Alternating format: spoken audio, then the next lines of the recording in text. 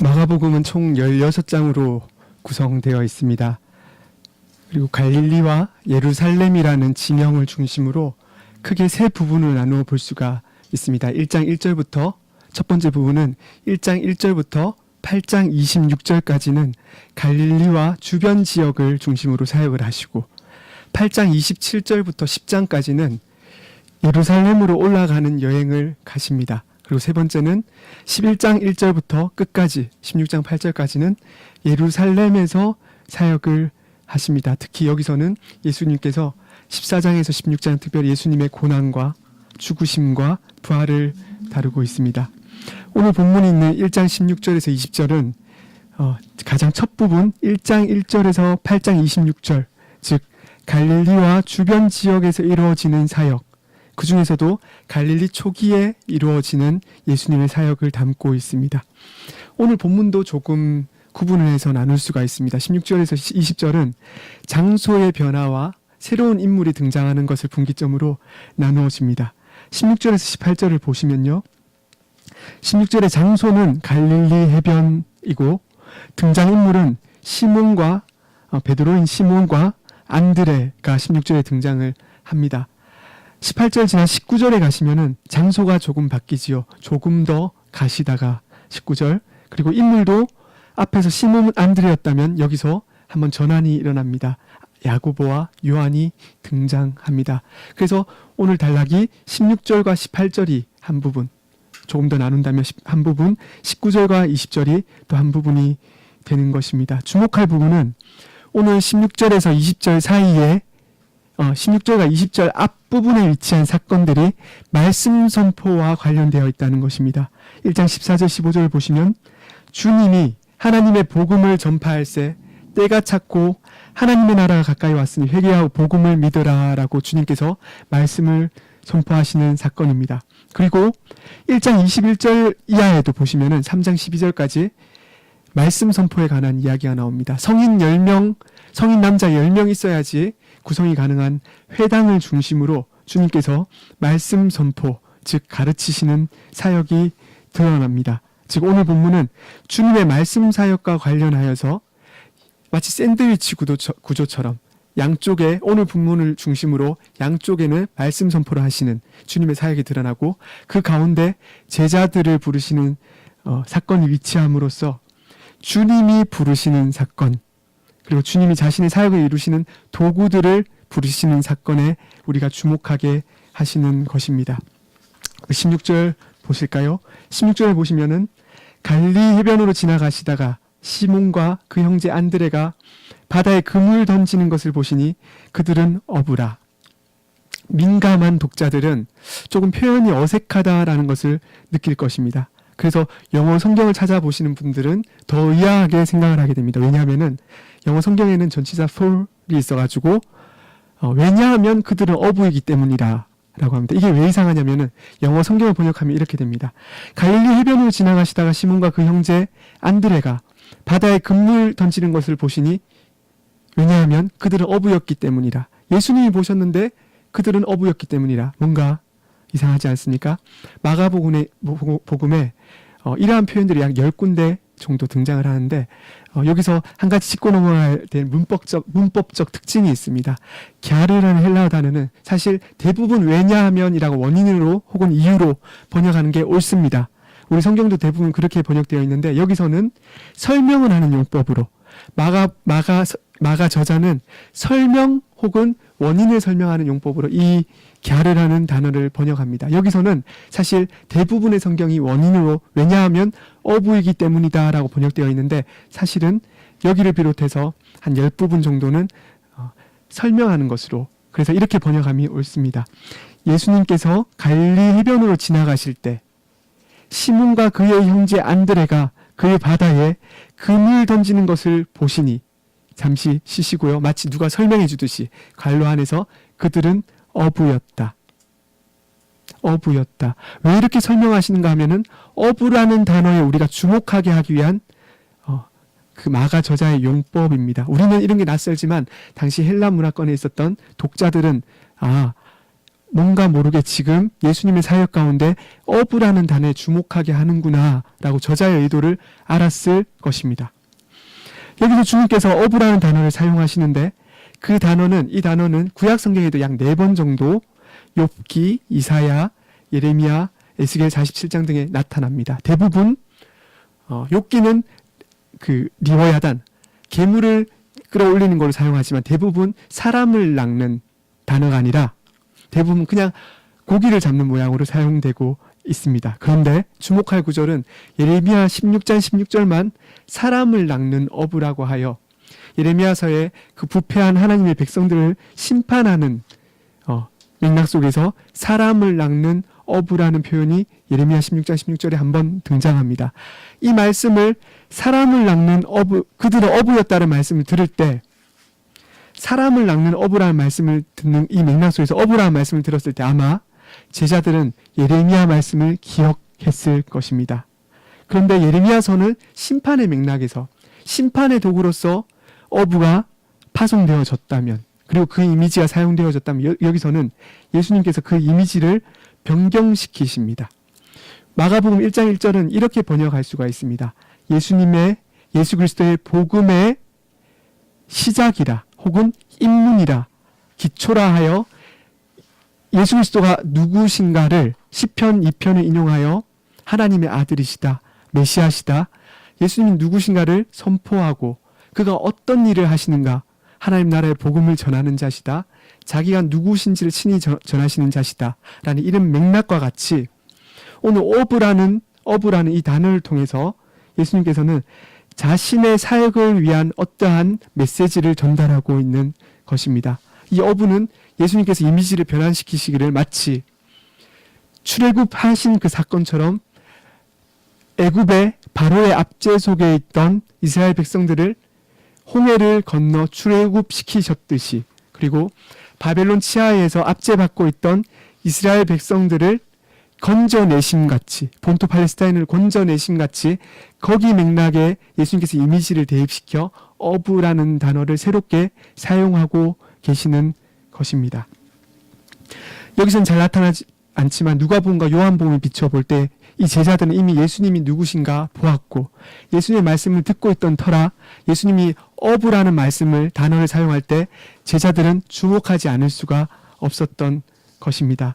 그래야 자신의 뜻을 제자들이 선포하기를 원하심에 따라서 제자들을 도구로서 제자들을 사람 낚는 어부로 부르시는 것입니다. 그래서 마가는 오늘 설명하는 용법으로 마치 갈로 안에서 그들은 어부였다라고 하여 독자로 하여금 주목하게 하고 있습니다. 17절입니다. 예수께서 이르시되 나를 따라오라 내가 너희로 사람을 낚는 어부가 되게 하리라 하시니 선생님이 제자를 부르시는 장면입니다. 뭔가 떠오르지 않습니까? 결코 익숙한 장면이 아닙니다. 구약에 단 한 번 열왕기상 19장 19절에 선생님이신 엘리야가 엘리사를 불렀던 장면을 연상시킵니다. 원래 구약에서는 유대 사회의 랍비들, 선생님들은 결코 먼저 제자를 부르는 법이 없습니다.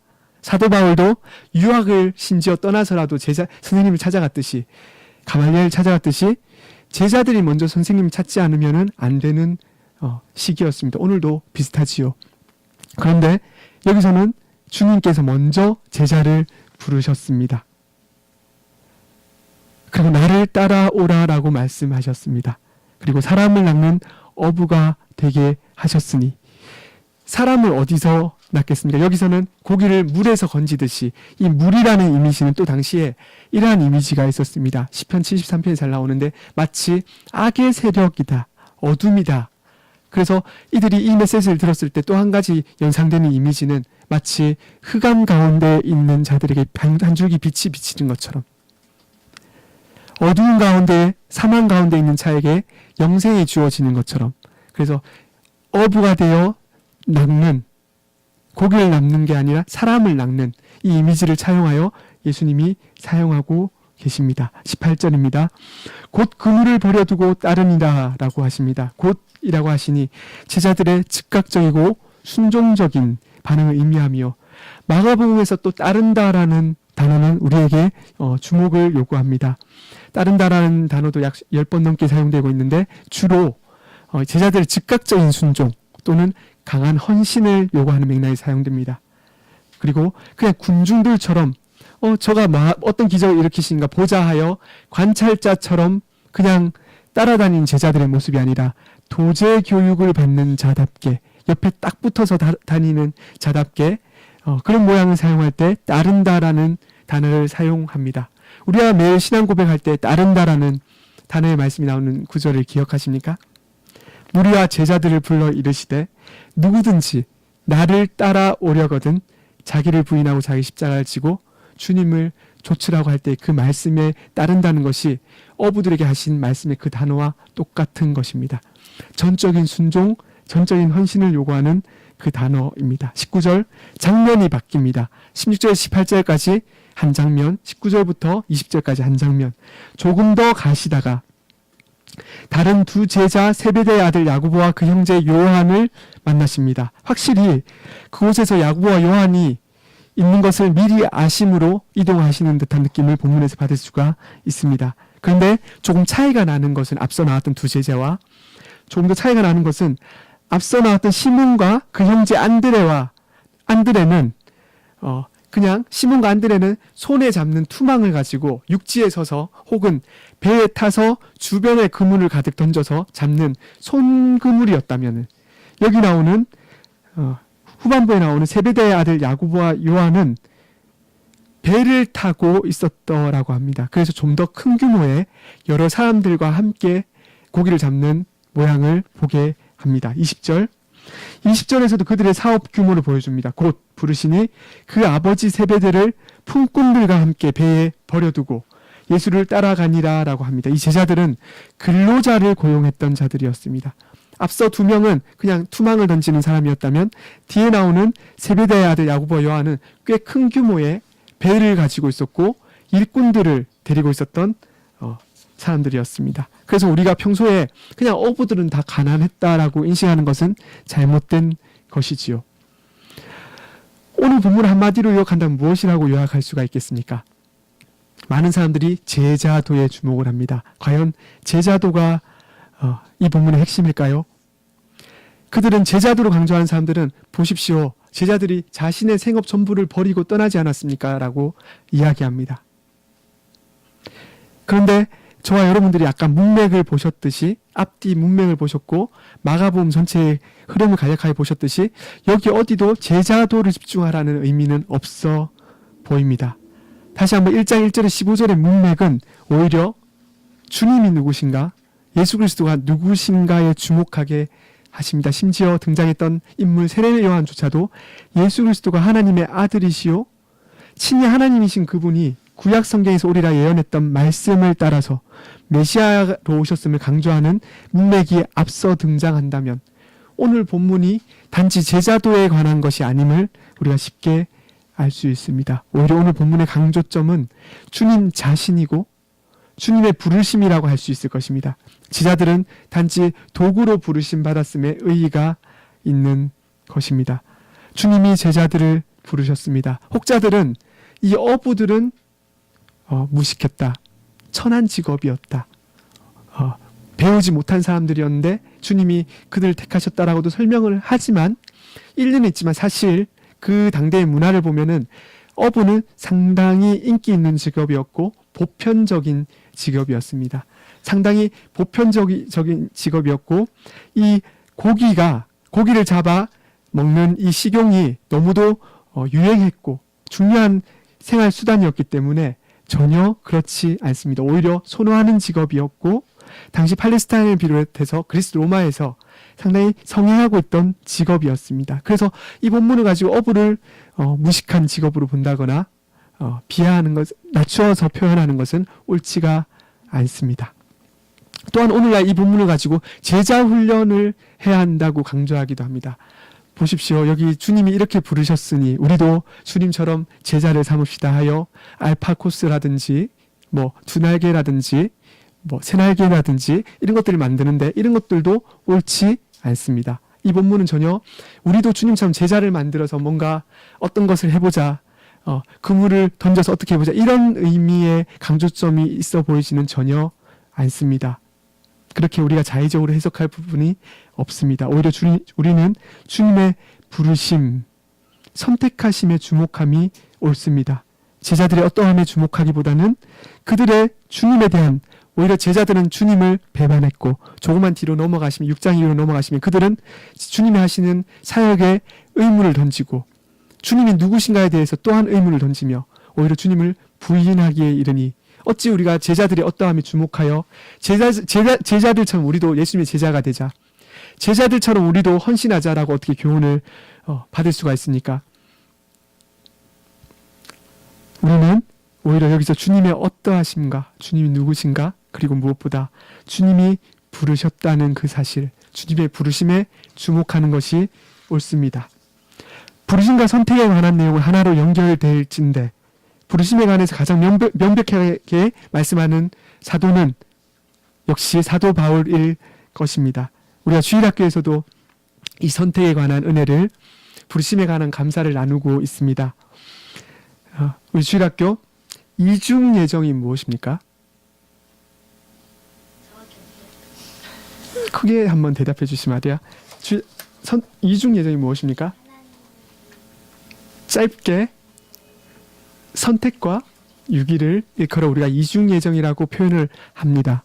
그런데 이것이 가장 잘 드러난 성경이 로마서일 것입니다. 그런데 이 은혜의 내용이 위치한 문맥을 보면 조금 독특하다는 것을 알 수가 있습니다.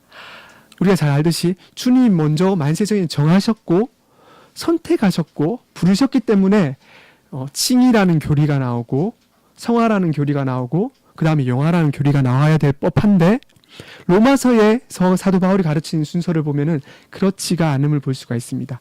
우리가 주일학교에서도 지난주에 나누었는데 로마서 9장이 이 선택에 관한 은혜를 나누는데요. 그 앞을 자세히 보십시오. 오히려 그 로마서 9장 앞쪽에 1장부터 3장에 우리의 인간이 얼마나 부패하였는가, 의가 필요한 인간에 대해서 설명을 하고 1장부터 3장까지는 3장 정도까지는 칭의에 대해서 설명하고 6장부터 4장부터 5장까지는 칭의에 대해서 설명하고 6장부터 8장까지는 성화에 대해서 설명하고 그 다음에 9장에서 이 교회론을 다루면서 이 야곱이 에서가 아니라 야곱을 택하였다는 본문이 나옵니다.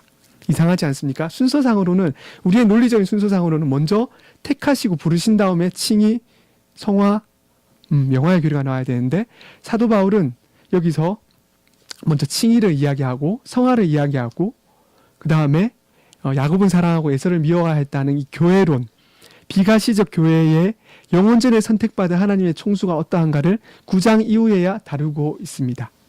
그 다음에 무엇이 나옵니까? 12장부터 16장까지 그리스도인의 삶에 관한 어떠함의 내용들이, 교리들이 나오고 있습니다.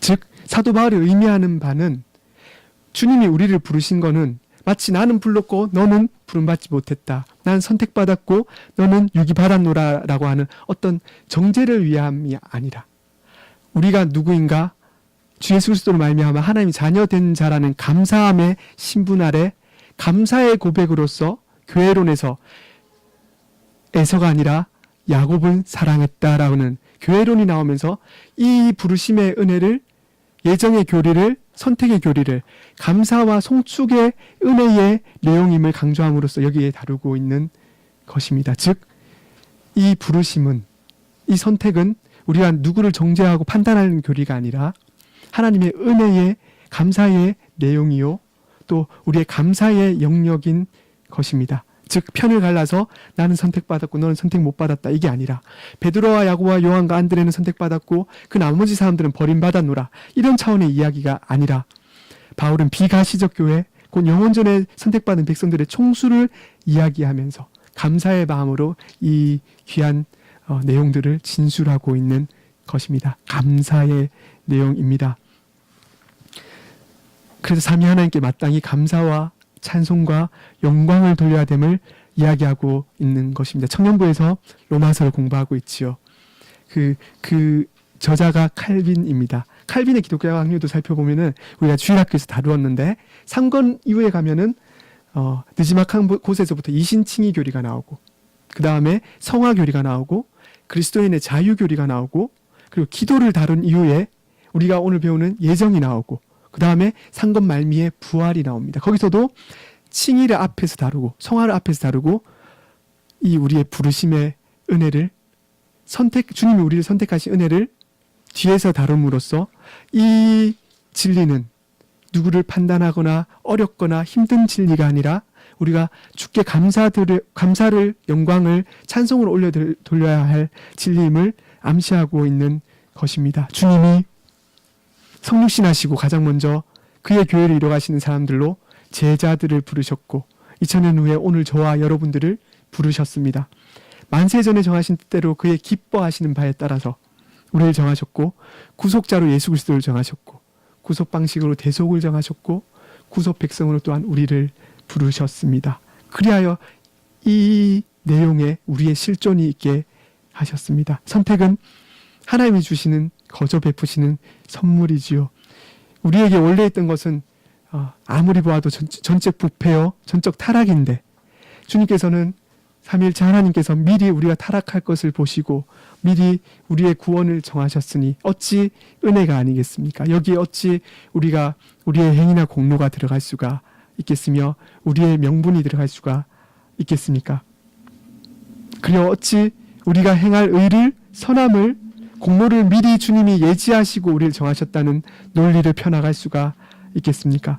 죄를 전가받은 우리는 멸망이요 사망뿐이었거늘 마치 광야에 아무것도 없는 곳에 만나와 메추라기를 내려주셨듯이 그리고 빛이 없는 암흑 속에 한 줄기 빛을 비춰 주셨듯이 사망에 빠져있는 우리를 건지시사 공로 없는 은혜 가운데 우리를 불러주셔서 자녀 삼아 주신 것입니다. 이것이 부르심이고 선택하신 은혜와 감사의 내용입니다. 우리는 오히려 마땅한 형벌에 처해 있어야 하나 주님은 자신의 의를 우리에게 전가시켜 주심으로 그리스도의 보혈의 공로를 우리에게 흘려주심으로써 우리로 하여금 에베소서 1장의 고백처럼 영원토록 주를 찬송하고 주를 영광 돌리며 살 수 있는 존재로 삼아 주셨습니다. 그런 도구로 불러주셨습니다. 그래야 우리가 오직 노래할 것은 하나님이 거저 베푸신 자비요 은혜요 사랑이요 무조건적인 그의 사랑과 그의 기뻐하심과 뜻하심과 그의 원하심에 우리가 찬송을 돌려야 마땅하지 않겠습니까? 이러한 무조건적인 그의 사랑과 은혜의 흔적들 가운데 저와 여러분의 오늘의 존재가 처해 있습니다. 저와 여러분의 오늘의 시작은 그리스도의 의이고 우리의 존재를 거룩하게 하신 이가 오늘 우리의 삶도 이미 거룩으로 부르고 계심을 보아야 마땅하지 않겠습니까? 우리에게 혹 선한 것을 발견한다면 우리가 우리를 보았을 때 선한 것이 있다면 그것을 주께 돌려드려야 되지 않겠습니까? 그러니 어찌 오늘 본문에서 우리가 아무리 제자들이 어떠했다 하더라도 제자들에게 주목할 수 있겠습니까? 말씀 한 번이면 모든 일을 친히 이루시고도 남으실 주님이실진데 그 주님이 낮추실 뿐만 아니라 맞추셔서 제자들을 부르시고 2000년이 지난 오늘 저와 여러분들을 불러주신 것입니다. 삶의 여러 자리에서 삶의 정황에서 우리가 가장 기억해야 될 감사와 찬송의 고백이 되어야 하지 않을까요? 복잡다단한 여러 각자에 따른 소명과 사역의 현장에서 우리의 기도와 감사와 찬송의 제목이 다른 어떠한 것이 아니라 이 부르심이요 선택이 되어야 되지 않을까요? 하나님의 자녀가 되었으니 이제 그 부르심의 감격과 고백은 없어도 되는 것인가요? 어쩌면 우리가 평생 단 한 가지 고백을 한다면 평생토록 다른 것 모든 것 다 잊어도 한 가지만 우리가 부여잡고 진리로서 붙들고 한다면 주님이 우리를 부르시고 자녀 삼으시고 선택하셨다는 이 감사의 찬송이 되어야 하지 않겠습니까? 날마다 이 감사와 감격이 커져가는 게 자녀된 자의 도리가 아니겠습니까? 오늘 본문에서 제자를 부르신 주님이 오늘 저와 여러분을 부르셨음을 기억하시기를 소망합니다. 이 선택은 공로 없는 은혜입니다. 이제는 그 은혜 가운데서 처한 자로서 세상 속에서 마땅히 뿜어낼 수밖에 없는 주님의 향기를 드러내는 자로 살기를 소망합니다. 그 은혜와 감사의 고백을 단지 입술로 전하는 것을 넘어서서 작은 손길로서 그리고 우리의 희미한 눈빛이지만 눈빛으로서, 말투로서, 성실과 본으로서 드러내며 삽시다. 어찌 그리 아니할 수 있겠습니다. 그러니까 이 부르심이 이렇게 크고 이 은혜가 이렇게 큰데 어찌 우리가 주님의 자녀다운 모습을 살 수 있지 않을까요? 힘들고 지치고 눈물과 탄식과 때론 비명과 아픔과 우리의 연약함 때문에 고개를 무릎에 파묻고 기도할 때가 많지만 더욱더 기도하는 우리가 되었으면 합니다. 그리고 넉넉히 다시 한번 이 진리 앞에 서는 우리가 되기를 바랍니다. 가장 고상하고 은밀한 주님의 지혜인 이 선택의 은혜를 받은 자답게 여러분과 저의 자리에서 넉넉하고 씩씩하게 주님의 어떠하심을 날마다 묵상하고 거저 주셨다 하여 값어치 없는 것이 아닌 줄 아시고 이 귀한 진리를 받아서 우리 형편의 어떠함과 삶의 여러 모습들과 상관없이 여러 고난 속에서 오히려 즐거워하고 찬송을 부르며 오히려 기뻐 춤을 추며 주께 영광 돌리며 사는 저와 여러분들 되시기를 소망합니다. 기도하시겠습니다. 마땅한 형벌에 처해 있어야 할 저희임에도 불구하고 영생을 허락하시어 하나님의 영원한 자녀 되게 하심으로써 교회로 모이게 하시고 삼위일체 하나님께 영광과 찬송을 올려드리게 하시니 감사합니다. 2000년 전 제자를 부르신 주님, 그 가운데 주님의 사역을 친히 이루신 주님, 오늘날 우리를 주님의 자녀로 부르셨사오니 우리의 존재됨의 시작을 다시금 묵상케 하시고 주님의 십자가 부활을 더욱 송축하는 이때에 그리스도의 공로와 다함 없는 사랑을 깊이 묵상하며 찬송 드리는 저희들로 삼아 주시옵소서. 오로지 십자가지 교회의 주가 되시는 성삼위 하나님께서만 우리를 통해 영광 받아 주시기를 소망하며 거룩하신 구주 예수님의 이름으로 기도합니다. 아멘.